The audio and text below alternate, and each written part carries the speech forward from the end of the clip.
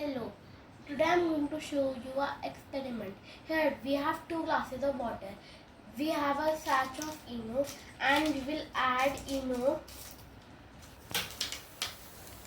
to the glass of water and then mix it.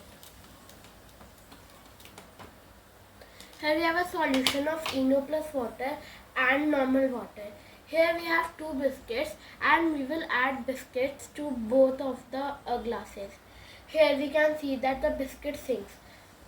But here we can see that the biscuit is floating because the Eno when reacts with water create a solution carbon dioxide that attach themselves to the blobs of water and come towards the top, and that causes the biscuit to float.